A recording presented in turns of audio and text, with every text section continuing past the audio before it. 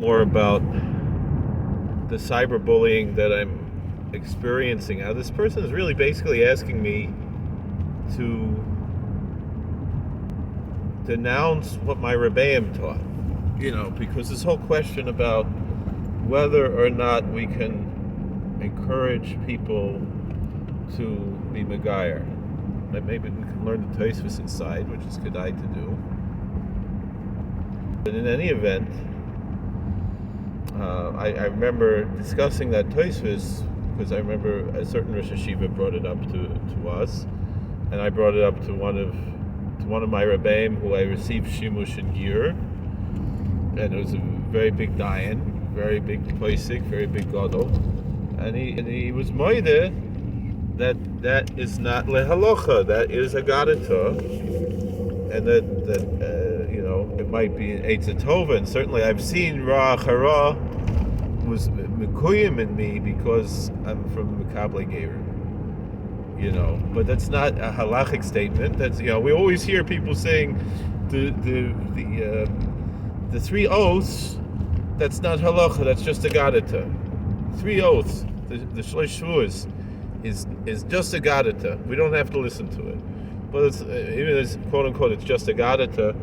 It's a statement of fact, and lighter, how many thousands, if we would count how Rabbeinu HaKodesh Mesatmer Chusik Aleinu taught, really millions of Yidden are not on this earth because of being over on the Shlosh Shavuos. Even if it's not halacha, it's actualized. So I guess the same thing I could say. It's not halacha, Ra Charal Tavel Makabel Gerim. But sof kol sof, I'm bearing that curse upon myself because I'm suffering and being bullied by nasty people. But that was what one the major dayanim that I have shimush and gear from. He said, no, that's not the halacha. That's but again, as long as the Megayer people are frum and everything else, whatever else. Now, as far as now, the truth of the matter is, of course, there are Gedolim who held that not only you could be Megayer people who are not from, but in certain cases you should do so, like Rav Uziel. I'm not saying I hold like that, but also I'm not saying that I'm any better, that I'm anyone to decide which one or the other is the din. So if someone like Rabbi Mark Angel Zolgazunstein wants to hold like that, that's his right. And I know that Asher Meza doesn't do that. He's only Megayer people who want to be Shomer Torah mitzvahs. But I'm saying, alachas kama v'kama, if you could be Megayer someone who's not, what's the havamina that is a problem to be Megayer someone who is? And of course, it all comes down not to halacha, but to politics, because Mi Yehudi became a political issue rather than a halachic one. But I'll go further. This question, may we try to encourage non-Jews to be Megayer? As I mentioned, Rabbeinu Nachman Breslev Chusik Aleinu, of course, was a proponent of this, and again, one of my Rebbeim, who is a Breslever Mashpia, says he agrees with this, and his opposition to Rabbi Asher Meza is his rejection of the Zohar Kodesh, and some people claim that he rejected Shulchan Aruch, which he doesn't, and things like that. And the truth of the matter is, there are things in Shulchan Aruch that a lot of people reject. How many people wear a gartel, even though Shulchan Aruch says you're supposed to wear a gartel? Of course, this one Rebbe of mine says that he asked Chacham Avadia, and he says it meant a sash and not a belt, whatever it is, one of Shach. People putting on a sash? No, because it's talking about what it was in that time, and nowadays people want to put a jacket, a hat, whatever. The hat is to be Mekayim Ituf, whatever, and how we learn it today. But I want to get to this other question, and so that's from the Chassidish side, the Svardish side, but from the Litvish side. So my Rosh Yeshiva, I remember in Yeshiva I believed very much that, when I was a bacher, when I was a younger bacher, we have to make the whole world be Makabel Sheva Mitzvahs B'nai Noach. That's what I believed. And not only that, but I remember when I learned in Or Sameach, there were a few Bachrim who were Megayer, and one of them, I said to him, I said, what did you do? Until now you were Tzaddik Gomer, and now how are you going to live up to this? Rahman al-Atzlan, how do you talk like that? But that's what a jerk I was, and I have to do tshuva, and if I see this guy, I have to ask him mechila that I said such a thing. That's the way I thought, that's the way I was taught for years. And then in the end, I remember my Rosh Hashiva, Rav Moshe Lazarus Shlita, making a statement along the lines of that the tachlis of every person is to be a yid, and he told the following. He said, "There's no tachlis," and I think maybe after that I went and apologized to this guy after Shiva said this. I don't remember, but he said, "There's no tachlis in trying to spread the Sheva Mitzvahs B'nai Noach." This is what Meir Shiva said, and he said based on a story from Rav Ruderman in Baltimore by Ner Yisrael. So the story goes that there was a girl a Catholic girl, she had a frum roommate in Johns Hopkins, and her friend went out that night, and she was stuck in the dorm, and she didn't know what to do, and she saw on the shelf from Rav Shamshon Rafal Hirsch the Sefer Chorev in English. So she read it, and she was so impressed by it, she realized this is the emes. This is how I have to live my life. And she said, but if I'm a Megayer, my parents would disown me, so I'm going to keep Sheva Mitzvahs B'nai Noach. So she called Rav Ruderman and asked, is she chayiv misa al gezel pachas mishavar pruta because she sat on her roommate's bed without her rishus? And I don't remember if Rav Lazarus Shlita said yes or no, but I know that he said whether Rav Ruderman answered yes or no, but Sof Kol Sof, that he said that's yes, at least according to the Rambam. So Machlekes the Rishonim, what does it mean Chayiv Misa? Is it Ad Ba'ad B'chlal, or is it like the Rambam learns it's only Misa, nothing else? Sof Kol Sof, based on that, this is what Meir Shiva said. This is how I learned in yeshiva. This is my Masorah that I received from Ish Mipi Ish, go back to Moshe Rabbeinu, because this is my Rebbe who taught me this, my Rosh Hashiva. Not a Kalika. This is a Rav Moshe Lazarus. He finishes Shas a few times a year. And he said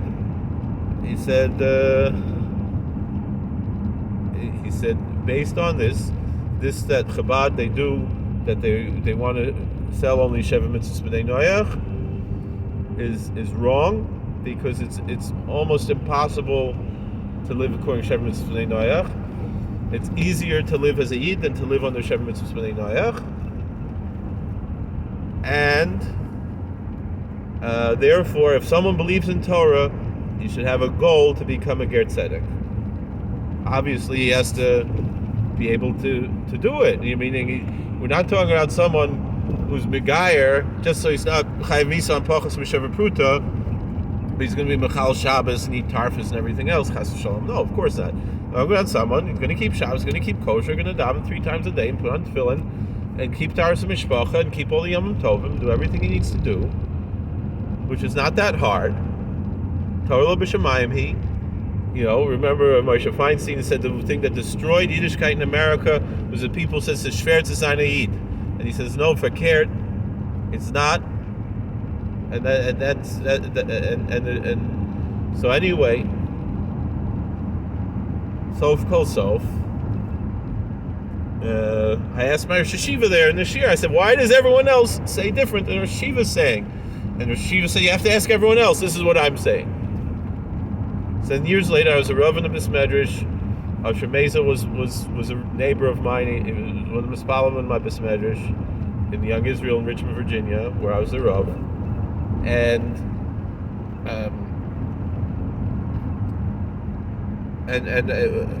he had his ideas, and I argued with him back and forth. I don't like what you say about the Zerah Kodesh and whatever. But we were friends, we were neighbors, and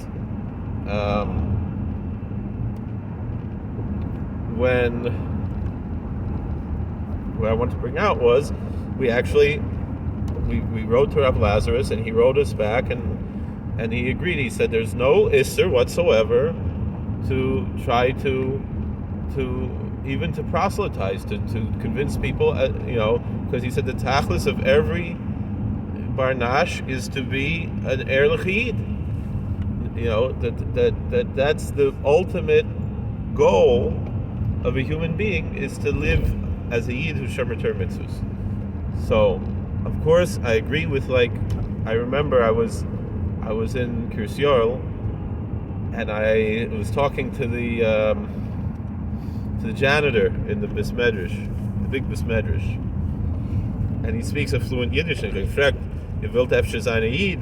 Gesagt, "Nein, gesagt von mir, es ist besser zu sein, a gitter goy wie a schlechter Yid."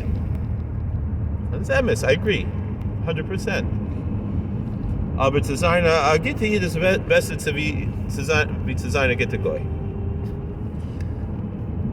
And if you can't do it, you can't keep Shabbos, you can't keep kashrus, of course you can't be Megayer. You shouldn't be Megayer.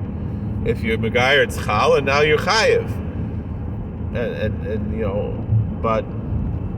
And so you shouldn't do it. And that's what we tell every ger. He said, until now you ate ad basel amida zois, right?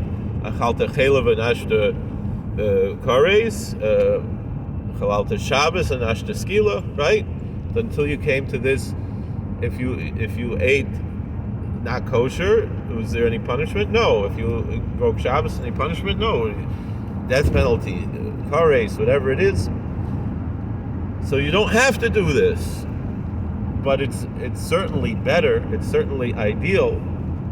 And I remember asking, I believed in the mythology, and this is when I was already a Rav in the shul, and I believed in the Lubavitcher mythology. I was not a Lubavitcher, that a Yid is a ger tzedek is only someone who already has a Yiddish neshama. So I remember a lot of people came to us to be Megayer. Very few made it. And the funny thing was there were people who I thought were the best candidates, and they dropped out, which is fine. There's no harm, no foul.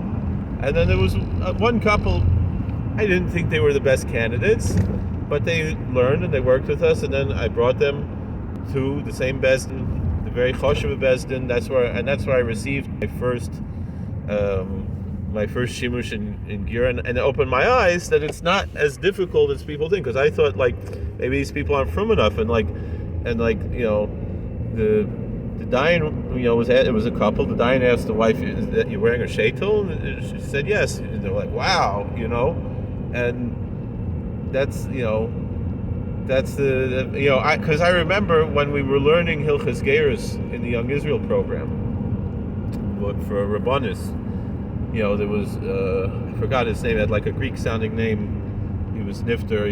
He had Shimush and Gear from Reb Moshe, and he was kind of trying to remember. He lived in Queens. He was a Rav in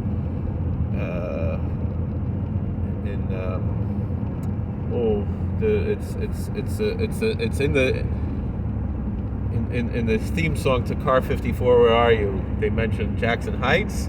It's a Rav in the Young Israel of Jackson Heights, which is Sakala, something I don't remember the name of the Rav. Very a choshev Yid, and he was Nifter a few years ago, and he said he was proud that more than half of the Gyoris that he was Megayer, they cover their hair, and it's they should all cover their hair. I didn't think, why would you Megayer someone who doesn't cover their hair, So, and then I realized, the world isn't a perfect place, and he told us a story. This rabbi, again, I'm trying to remember his name, and he was, like I said, he was the Rav in Young Israel of Jackson Heights. He said that there came, when he was the Rav in Jackson Heights, and then he was also Metapel and Geirus, there came a younger man mit einem Talis auf dem Kopf. He came to daven there, and he said nobody else with the minyan has a talis over his head. So why is this younger man here? And he said he could trofen a yefas toyer. That's how he expressed himself. And this younger man from Tells, and getroffen a yefas toyer, and he needs to be Megayer, and of course they're going to live from. They did it, and that's how So then I remember another time was with a different bezin, also one of the most choshev dayanim, a satmar dayan, a very edel dayan. And there was one of the Yigalite, actually was a bacher at the time, someone who's well known. His father's a very well known rabbi, somewhat controversial, but from the satmar community. And the son is a doctor, so everyone knows who I'm talking about now. Not a doctor, he's a PA, but whatever. And I remember I was at his chasna. We were friends. And he asked me if I would help him with the gerus. I said, if I don't know the person, I'm not going to put my neck on the line and go to the big dayanim. And again, I'm very embarrassed with the two big dayanim we had this recent story, and that's why all this is coming up now, and I'm going through all this Agmas Nefesh now from this. But there's another big dayan. But you're a satmar. You talk to this dayan, and I'll be mistarf to Bezdin, and our Rav Rabbi Fishbane also was mistarf. A very big satmar dayan, and in the summer he's in our neighborhood, and he someone who does a lot of gerus and a big posek, very, I think one of the posek adar, a very tremendous person, and someone who is not only he's a satmar, but he's niskabel by the literature and the Sfardim, modern Orthodox. Everyone knows a very tremendous dayan.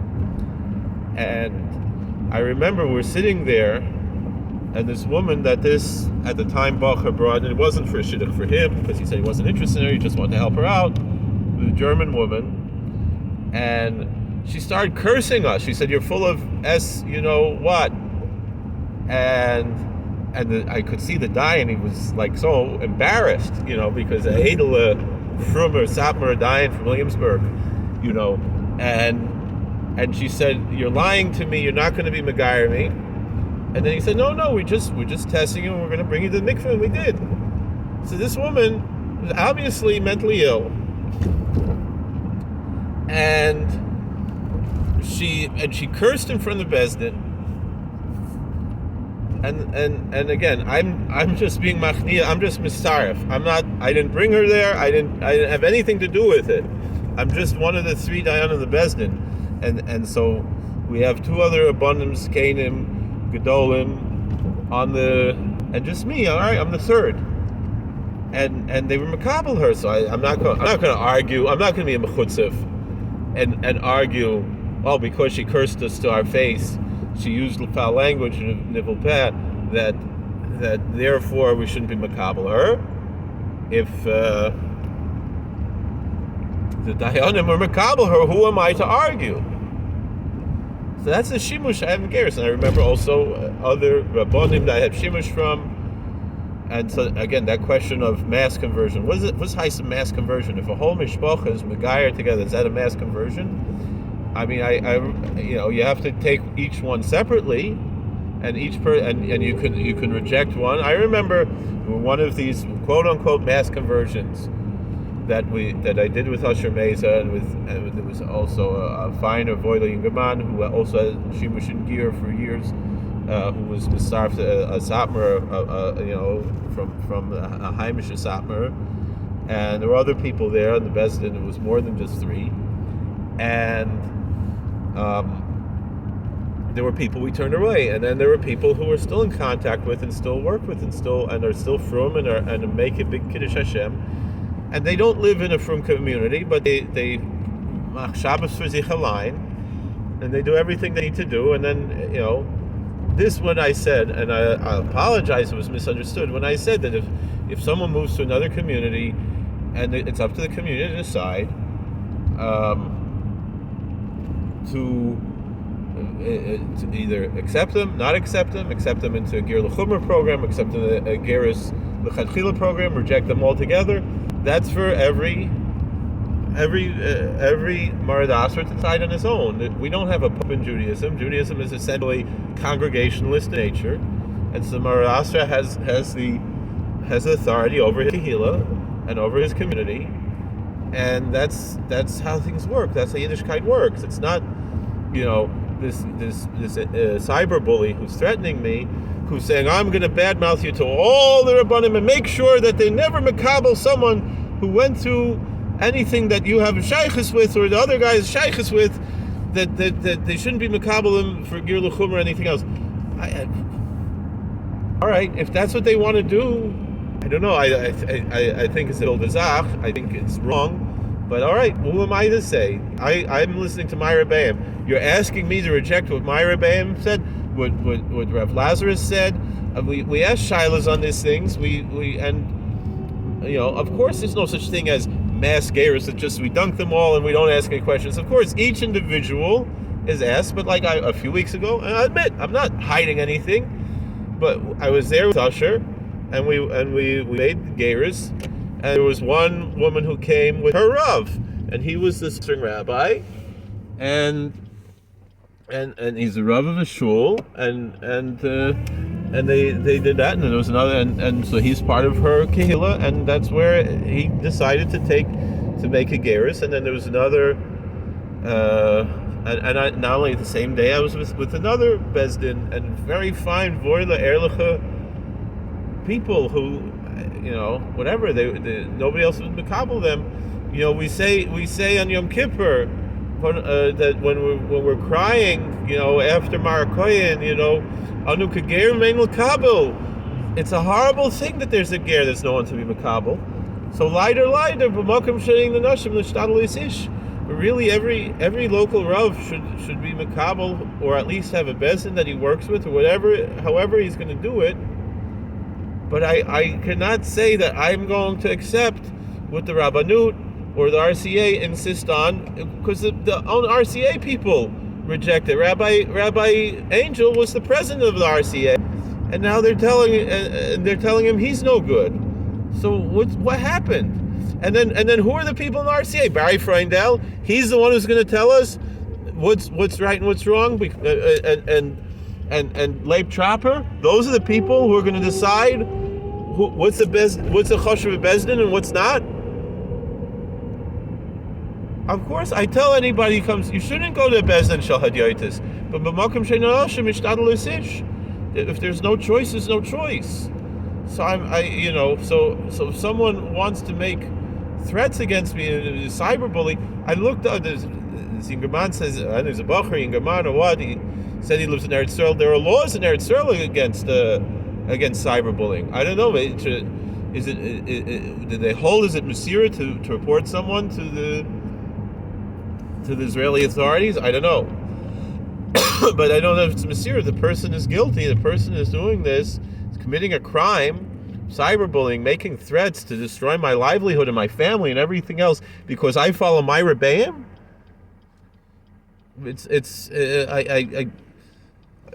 So you have it, and it's the same thing. I remember there was a Lubavitcher Gaban. He was upset that I followed the psak from the same, not the same one I mentioned, but a Dayan who I follow, who I consider to be a posek and a rav and a rebbe, and I remember there's a Lubavitcher Gaban, very well known. And he said he's going to put a curse on me. He's going to go to the oil and put a curse. And go ahead. Never heard such a thing that a Catholic would go to Catholic saint to put a curse on someone. This guy's going to go to Lubavitcher Rebbe's oil, put a curse on me. It's a vild, it's a sick thing. I remember I was talking to one guy. He said the whole Klal Yisrael is sick because of. Oh, this is not where I want to turn. I thought I could go in here. To get gas for running out of gas. But anyway, because we have such PTSD. Oh, it does go in through here.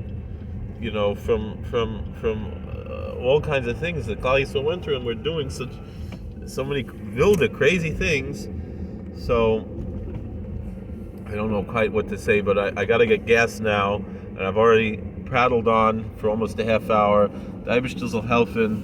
We should all be zeicha to see. It says like Gol Yisrael el kadei me'admas el kadei l'steifef aleim gerim.